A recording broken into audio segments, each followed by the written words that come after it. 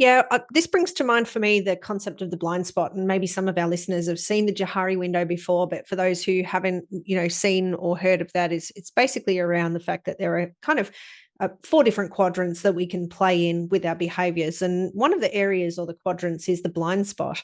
And one of my favorite quotes, which came from a mentor of mine a number of years ago, is that in golf you can't see your own swing.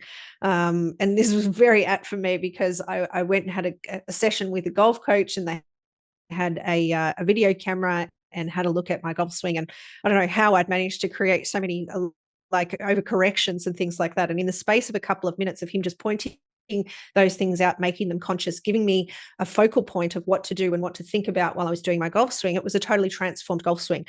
These transformations, albeit quite quickly, would never have happened had somebody not pointed out them to me. That was completely in my blind spot, a lack of awareness.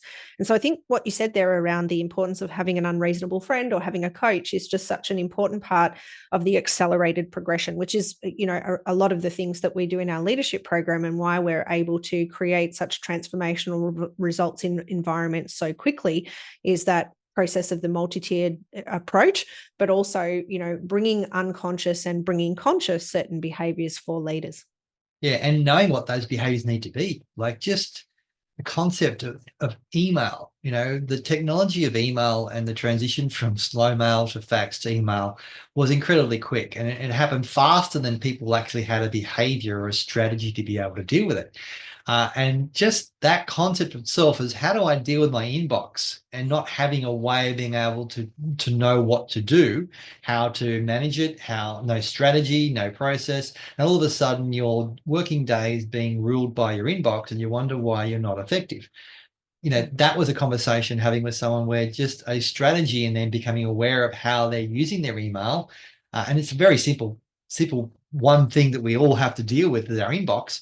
A lot of people like to outsource their inbox. There's nothing wrong with that, because certainly it makes more sense if someone go off and delete all the spam and not get caught up in shopping and phishing emails than you. Especially if you've got a habit of saving money that you're looking to build as well, right? Yeah, exactly. Yeah.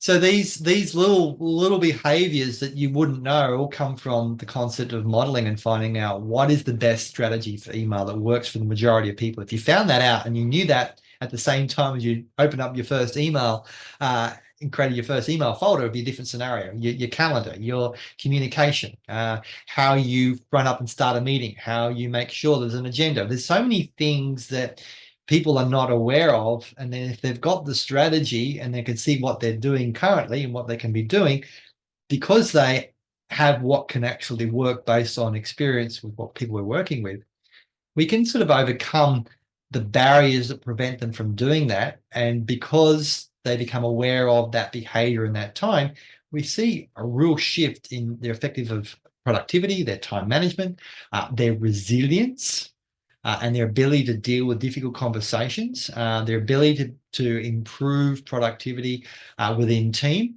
and also, funnily enough, staff retention. Just because they're better at doing the things that are important in that scenario, and not being caught up in all the unconscious stuff, and not having a strategy or a behavior, and not being aware of what it takes to get there to do that. And it's not difficult. It's really not hard when you know, right? It's like the jigsaw puzzle. I think it sums it up. When a while back we were working with a client, and he says, "I think I've worked out why you guys call it." And he said, I got it. He said, "What's like?" He says, when you get like a 1,000-piece puzzle and you put the thing on the table and there's pieces all over the place and you're trying to work out where to go, right? That sort of stuff, and you've got no idea how to put it together. He says, you guys kind of get the box with the lid with a picture on it sitting in front of it. So we go, okay, that's what we want. So that's what you do at Life Puzzle. You create the picture of where we want to go so we can put the pieces together to get there. And I thought that was a really good, thank you. That person who gave us that, James, who gave us that moment. It was a really clarity on, okay, that really sums up what we're doing for someone who every session we had was like an epiphany, a light bulb moment that went off. It was so much fun going through and doing coaching with him, because he just ate everything alive, because he was in a different industry that he had experienced in, and he was growing and new to that particular industry, and ate everything alive because he just wanted to know the strategy how to do that. So he was open to it and willing to go for it. So I think those kind of opportunities where you know there's a way of doing it, but you don't know how to do it, so you make it up and you learn, and you reinvent the wheel, so to speak, as opposed to finding out how to get there and then being aware of those behaviors that get the blockage of being able to do that, and having a strategy. You just get there so much faster, and that's what is that productive. That's what is that excellence, in knowing what is a behavior that's excellence and how do I do it well. Absolutely. You know, one of the things that we talked about before was the concept of transformational language and saying things the way that you want them. And, you know, I think in that experience, as you were talking about that person really wanted it. They ate up everything because they really wanted it. And they were really clear on the fact that they didn't have it yet. So they knew they were here. They knew they wanted to be there. And then it was a process of really wanting to bridge that gap. And one of the super interesting things for me on this is just about how our language affects that. You know, when we speak words, they're usually describing the pictures that we have in our mind. And Tony Robbins talks about you get to do something as opposed to you have to do something. Now, if we bring this back into the mechanics of NLP, we're talking about modal operators of possibility and necessity, which are ways that we describe words around how we look at something that's coming up. And so, for example, like, not to get too technically jargonistic for our audience, but if we've got something coming up, we're either going to say, I have to do that, or I get to do that, right? And so the process of saying I have to do it has this necessity associated with it, whereas, I can do that has this possibility associated with it. And that really changes how we feel in our minds, right?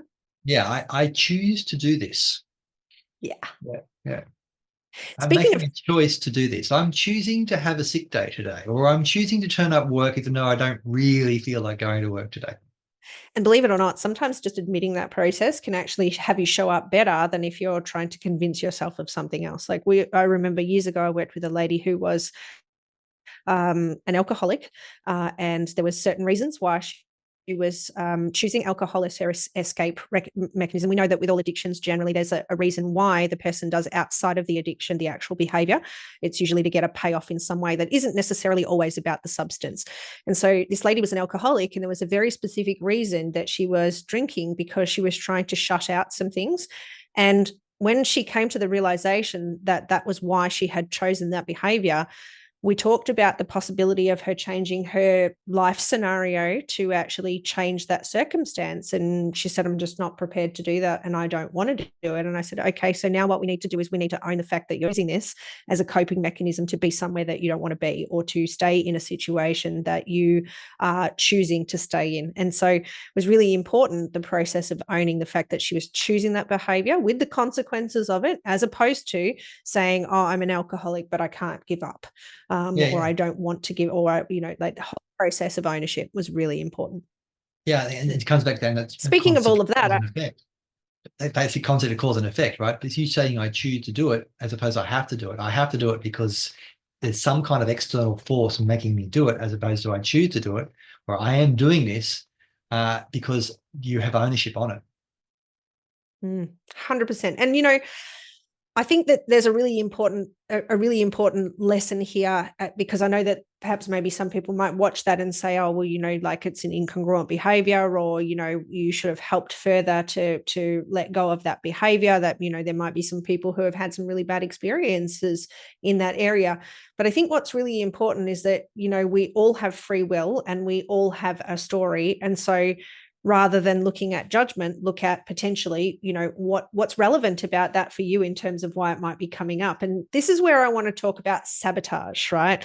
So when we think about habits, and we think about the ability to actually create amazing success in our habits, and building systems to win, and, having a playbook of excellence, I think that there are a number of different things that people do that sabotage their success before they even start. And we'll just throw out a few, Brad. I'm going to start with one, and I'm going to say that, like, simple practices, like actually scheduling in your calendar. Like, habit stacking is something that I learned from, not only my training, but also reiterated by Atomic Habits with James Clear. We love your book, James Clear. Just a little shout out to you. We talk about you all the time. But one of the things that I loved about stacking habits is the fact that you're actually looking for ways that you can form new habits or form great behaviors by stacking them on some that have already been hardwired. And I think that this is important in the context of time management, which is that, and it only happened this morning. You witnessed it, Brad, where someone had scheduled in my diary to do something that was like a completely different type of brain space activity that I needed between two things that were similar. And I appreciate the need to get something done because there was a gap there. But I know that I won't be on my best performance for that thing that was in the middle, based on the fact that it takes a lot of energy to switch between those tasks. So that for me, that's an example of sabotage that I see all the time in others, where they're not thinking about what they need to do with the whole. You talked about it earlier. What about you? What are some of your favorite stories or insights around sabotage? Yeah, I think it's when you often people will take on too much. They'll say yes without actually realizing the consequence of that. So they'll go through, and we've seen this before, where people will say, "Will you do that?" "Yes, I'll do it. I'll do it. I'll do it. I'll do it." "Have you done it yet?" "No, I haven't done it yet." "When are you going to do it?" "I'll do it. I'll do it. I'll do it. I'll do it. I'll do it." So I think there's that sabotage of often saying yes to things you probably shouldn't be saying to is a factor. And also, I think the other one that's really big is when it comes back down to you're starting your day off and what you can do to have that rhythm. We know that we talk to people who go, "Oh, I haven't been to the gym the last 6 days and I'm really sort of feeling it." And I go, "Okay, what's happened here?" "Oh, this it was busy, blah blah blah." And I go, "All right, so yeah, how more productive would you think you would have been if you had started that routine by going to the gym and doing that morning thing?" And they're going, "Yep, okay, next session I come back, been in the gym every day, 6 days, chalk and cheese, feeling so much better." Right. So it's very easy to sort of get out of that rhythm and do something that you shouldn't do for yourself. It doesn't set yourself up for success for the day, for the week, for the month. So I think that's a big factor. And I think the final thing when it comes to sabotage is beating yourself up when you've done it, because it kind of just reinforces the itty bitty shitty committee. It kind of reinforces those things. So just admit it. You've done it. Just own it. Learn from that and go, "Okay, yep, I've sabotaged myself. I've done the wrong thing here. What can I do?" Rather than beat myself up about it, what can I do just to turn things around and sort of go through that? Maybe I shouldn't have bought the double packet of Tim Tams, which is one packet of one would have been fine. That was one of my favorites. I think it's also not thinking about the day ahead. So another example for me on sabotage is that you're not thinking ahead enough in terms of the consequences of the choice right now. And I shared an example in one of our meetings recently that I'd finished a very long day delivering a training on an international time zone. It was about 11:30 at night, and I looked and I went, "I'm too wired up right now to go to bed. I think I'm going to go and watch the next episode of Yellowstone." Not thinking about the fact that the next day I would feel absolutely rubbish about that. And so, from that perspective, I think sometimes people, they will let their urges or their instant gratification actually affect the commitments that they've got moving forward. And, that not thinking a day ahead, a week ahead, a month ahead, depending on what's the right rhythm for you, I think is also a really important one. All right. Well, thank you very much. I hope you've enjoyed that and really got some insight into what you can do to build your habits consciously, unconsciously. That sabotage, that process of being able to go through and see what you're doing, what you can change, being aware of it, and making sure that you are getting the most out of yourself in the moment and for the future. Next month, we're going to be talking about language and communication, both personally, professionally, how we go through and do all those sort of things. So, Shondell, you want to tell us a little bit about what's in store for us next month? Yeah, look, I think it's going to be a really great conversation around, looking at some of those mechanics around what happens in transformational language, because we talked about that a lot. A lot of people have reached out to us and say, "Okay, well, I get the importance of this, that it's not just positive dialogue, but how do we start to transform from itty bitty shitty committee language to transformational language and focusing on getting great outcomes, not just from ourselves, but also how do we start to pace and lead in our language and encourage other people to, want to do the things that we want them to come on the journey with us in a way that is congruent." So lots in store in the context of skills development, in the context of mindset, in the context of being able to communicate effectively with anyone in front of you, and of course, leadership keys as per usual. So really looking forward to seeing you there. Thanks so much for today, Brad. And for everyone that's been listening, thanks for being here. And until we meet again.